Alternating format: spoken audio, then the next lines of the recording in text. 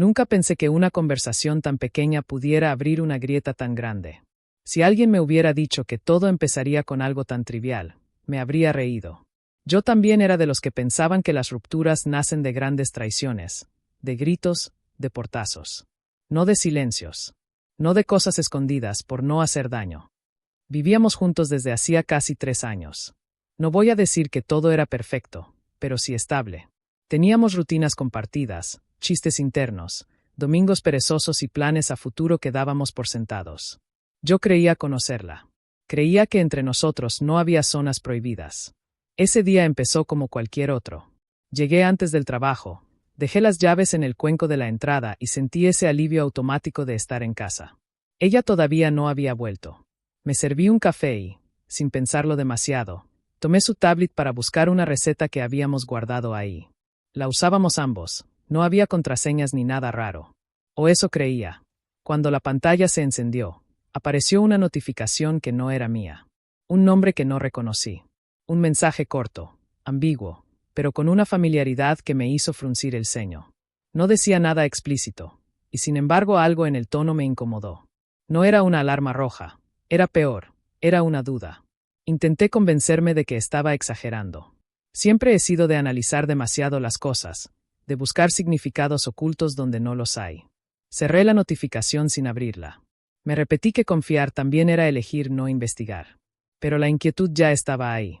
Cuando ella llegó, la saludé como siempre. Beso rápido. ¿Cómo te fue? Respuestas automáticas. Sin embargo, yo estaba distraído. Cada gesto suyo parecía tener un eco distinto, como si ahora escuchara una música de fondo que antes no existía. No dije nada ese día. Me acosté con la sensación incómoda de estar guardando una pregunta en el pecho. No era celos. No exactamente. Era la intuición de que algo no encajaba, como un mueble apenas torcido que solo notas cuando lo miras fijamente. Los días siguientes, esa sensación no desapareció. Al contrario, empecé a notar pequeños cambios. El teléfono siempre boca abajo, respuestas vagas cuando preguntaba por su día, sonrisas que parecían llegar tarde. Nada concreto, nada acusatorio. Todo fácilmente explicable, si uno quería explicarlo. Yo quería explicarlo. Hasta que una noche, sin buscarlo de verdad, o eso me dije, volví a encontrarme con ese nombre. Esta vez no cerré la pantalla. Esta vez leí. Y ahí entendí que no se trataba de un mensaje aislado. Había una historia. No necesariamente lo que todos pensarían primero, pero sí algo oculto. Algo que ella había decidido no contarme. Sentí una mezcla extraña de decepción y confusión. No era rabia aún. Era esa sensación amarga de darte cuenta de que la persona que duerme a tu lado ha vivido una parte de su vida sin ti, y ha decidido mantenerla así. Esa noche casi no dormí.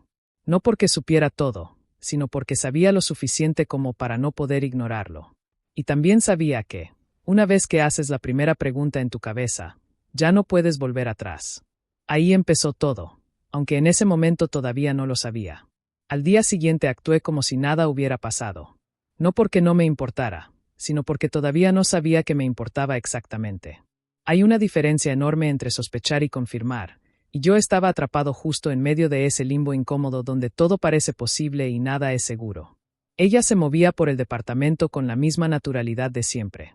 Canturreaba mientras se preparaba para salir. Me preguntó si había dormido bien. Me recordó que esa noche teníamos que comprar algunas cosas para la semana. Su normalidad me descolocaba. Parte de mí quería creer que yo estaba inventando todo, que mi mente estaba rellenando huecos con inseguridades viejas. Pero otra parte, la que no se calla nunca, seguía repasando cada palabra que había leído, cada respuesta que no tenía explicación clara. Durante el día estuve distraído en el trabajo. Leía correos sin procesarlos, asentía en reuniones sin escuchar. Sentía el cuerpo ahí, pero la cabeza en otro lugar, reconstruyendo conversaciones que no había escuchado, imaginando contextos que no conocía. No era una película de celos desbordados. Era más bien un rompecabezas incompleto que me obsesionaba terminar. Esa noche, mientras cenábamos, intenté abrir una puerta. No fui directo. Nunca he sido bueno para la confrontación abrupta. Últimamente te noto distinta, dije, fingiendo un tono casual. Ella levantó la vista, sorprendida apenas un segundo. ¿Distinta cómo? Me encogí de hombros. No sé, más distante, tal vez. Sonrió, Pero fue una sonrisa medida, de esas que se usan para cerrar un tema, no para abrirlo. Estás imaginando cosas. He estado cansada, nada más. Asentí. No insistí. Me odié un poco por eso. Pero también sentí alivio. Porque insistir habría significado aceptar que ya no confiaba del todo. Y yo todavía quería sostener la versión de nosotros que funcionaba. Los días siguientes siguieron ese patrón. Comentarios pequeños. Respuestas generales. Ninguna mentira evidente, pero tampoco una verdad completa. Empecé a darme cuenta de que no siempre se miente diciendo cosas falsas. A veces se miente eligiendo cuidadosamente qué no decir. Una tarde, mientras ella se duchaba, escuché su teléfono vibrar desde la habitación. No debería haberlo hecho. Lo sé, pero tampoco debería haberme sentido así en mi propia casa. Lo tomé solo para ver la pantalla. El mismo nombre. Otra vez. No abrí el mensaje. No hizo falta. Ya no necesitaba más pruebas de que algo estaba ocurriendo a mis espaldas. Lo que me dolía no era imaginar escenarios extremos, sino confirmar que había una conversación paralela, una versión de ella que no incluía mi presencia. Cuando salió del baño, yo ya había tomado una decisión. No iba a seguir acumulando silencios. Necesito preguntarte algo, dije. Ella se detuvo. Literalmente se quedó quieta. Ese segundo fue suficiente. Ahí entendí que no estaba loco. ¿Pasa algo?, preguntó, aunque su voz ya sabía la respuesta. Le conté lo que había visto. No exageré. No acusé. Solo expuse los hechos. Mientras hablaba, observaba su cara buscando señales, negación, sorpresa, enojo. Lo que encontré fue otra cosa. Suspiró. Se sentó. Se pasó la mano por la cara como si estuviera cansada de algo que yo recién estaba empezando a notar. No es lo que piensas, dijo. Esa frase. Tan común. Tan inútil. Me explicó. O mejor dicho, me dio su versión.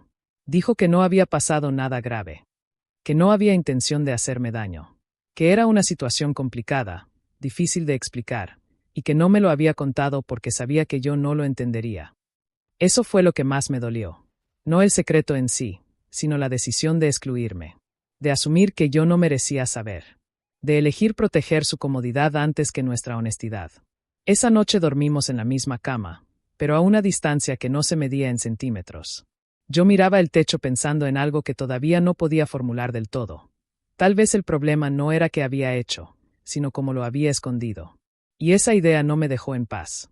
Los días posteriores a esa conversación fueron extraños. No hubo gritos ni escenas dramáticas. Tampoco reconciliaciones emotivas. Solo una especie de tregua incómoda, como si ambos estuviéramos caminando sobre una superficie frágil, midiendo cada paso para no romper nada, o para no terminar de romperlo todo. Ella actuaba como si ya hubiera hecho lo suficiente al explicarme su versión. Yo, en cambio, sentía que apenas había abierto una puerta que daba a un pasillo largo y oscuro. Cada vez que intentaba volver al tema, la respuesta era la misma: cansancio, confusión, necesidad de espacio. Palabras suaves que, juntas, formaban un muro. Empecé a cuestionarme cosas que antes daba por sentadas. Me pregunté en qué momento habíamos dejado de contarnos todo. En qué momento la transparencia se volvió opcional. Me pregunté si yo había hecho algo para que ella sintiera que no podía hablar conmigo, y esa duda me carcomía más que cualquier escenario imaginado. Una noche, mientras lavábamos los platos, volví a intentarlo. Si no fue grave, dije, ¿por qué esconderlo? Se quedó en silencio unos segundos. El agua corría. El ruido llenaba el espacio que ella no ocupaba con palabras. Porque no quería problemas, respondió finalmente. Esa frase me cayó como un balde de agua fría. Porque entendí que, para ella, la verdad podía ser un problema. Y yo no sabía cómo encajar eso dentro de una relación que siempre había creído basada en la confianza. A partir de ahí, empecé a notar algo más. Yo era el único intentando recomponer. El único leyendo, preguntando, reflexionando. Ella parecía querer pasar página sin haber leído el capítulo anterior. Como si el simple hecho de que no hubiera ocurrido lo peor invalidara todo lo demás. Y sin embargo, yo me sentía cada vez más lejos. Empecé a escribir en notas del teléfono cosas que no me animaba a decir en voz alta. Frases sueltas, pensamientos incómodos, preguntas sin respuesta. No porque planeara confrontarla con eso, sino porque necesitaba comprobar que no estaba exagerando. Que lo que sentía tenía forma, peso, sentido. Una tarde, Revisando esas notas, me di cuenta de algo que me asustó. Ya no escribía sobre ella, sino sobre mí. Sobre cómo me sentía minimizado. Sobre cómo estaba empezando a dudar de mis propios límites. Sobre lo fácil que es acostumbrarse a lo que duele cuando te dicen que no debería doler. Fue ahí cuando pensé, por primera vez, que tal vez el problema no era el episodio en sí, sino lo que había revelado de fondo. Una diferencia profunda en la forma de entender el respeto, la honestidad, la responsabilidad emocional. Esa noche le dije que necesitaba tiempo para pensar. No una ruptura, no un ultimátum. Tiempo. Ella aceptó sin discutir. Y esa facilidad, lejos de tranquilizarme, me dejó un nudo en el estómago. Porque empecé a sospechar que quizá yo estaba más comprometido con nosotros de lo que ella lo estaba.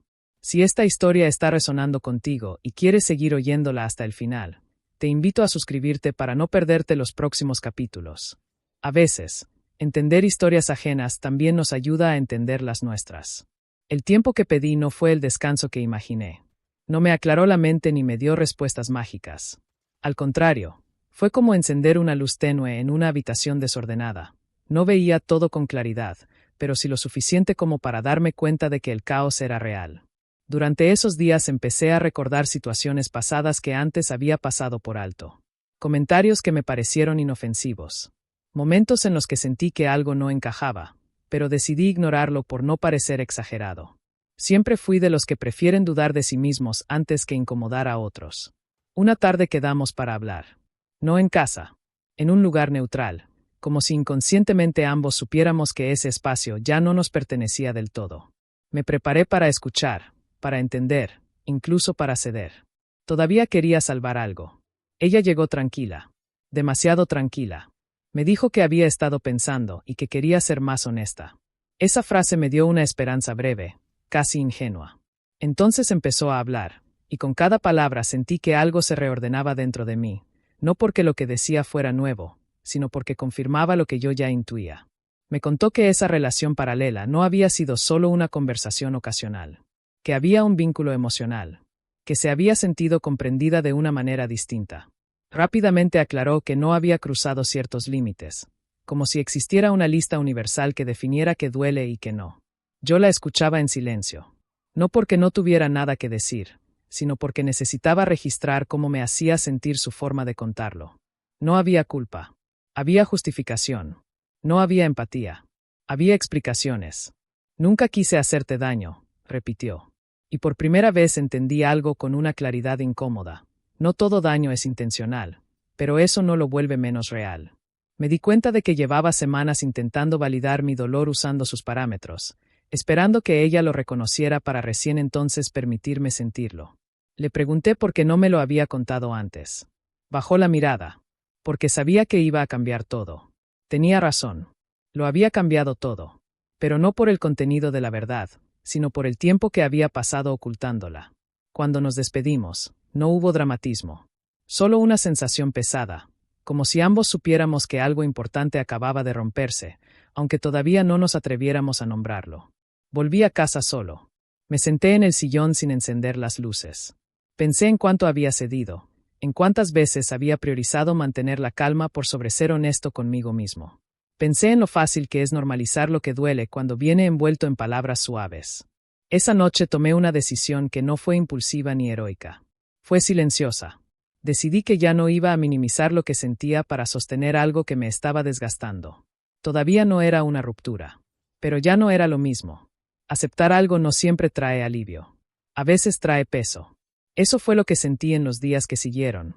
Un cansancio distinto, más profundo. Como si hubiera estado sosteniendo algo demasiado tiempo y recién entonces soltara los brazos, solo para darme cuenta de lo adoloridos que estaban. Seguíamos hablando, pero ya no como antes. Las conversaciones eran correctas, incluso amables, pero vacías. Yo ya no buscaba entenderla. Estaba ocupado tratando de entenderme a mí. Y eso, curiosamente, me daba más miedo. Me pregunté si estaba siendo injusto, si estaba exagerando, si realmente era motivo suficiente para considerar terminar una relación que había construido durante años. La pregunta volvía una y otra vez, especialmente en los momentos de calma, cuando nada grave estaba pasando. Porque ahí es donde más fácil es dudar de uno mismo. Una noche, sin proponérmelo, Me escuché pensando cómo sería mi vida sin ella. No como una amenaza ni como un plan, sino como una posibilidad real. Y lo que sentí no fue pánico. Fue tristeza, sí, pero también una extraña sensación de descanso. Eso me asustó más que cualquier otra cosa. Empecé a notar cuánto me había estado adaptando, callando cosas, ajustando expectativas, convenciéndome de que ciertas incomodidades eran normales, inevitables. Me di cuenta de que había confundido comprensión con resignación. Cuando se lo dije, no reaccionó como esperaba. No hubo lucha, ni promesas, ni intentos desesperados por reparar. Me dijo que respetaba lo que sentía, que entendía que yo necesitara pensar en mí. Otra respuesta correcta. Otra frase que, en otro contexto, habría sido sana, pero que en ese momento sonó a distancia. Y ahí lo vi con claridad. Ya no estábamos en el mismo lugar emocional. Tal vez hacía tiempo que no lo estábamos, y yo recién ahora me permitía verlo. Pasé varios días solo, procesando. Hablé con amigos, aunque sin entrar en demasiados detalles. Me di cuenta de lo difícil que es explicar un dolor que no tiene una escena contundente, un evento definitivo. No hubo una traición clara, no hubo un antes y un después visible. Solo un desgaste lento, casi invisible, pero constante. Una tarde, mientras caminaba sin rumbo, entendí algo fundamental. No necesitaba una razón que otros validaran.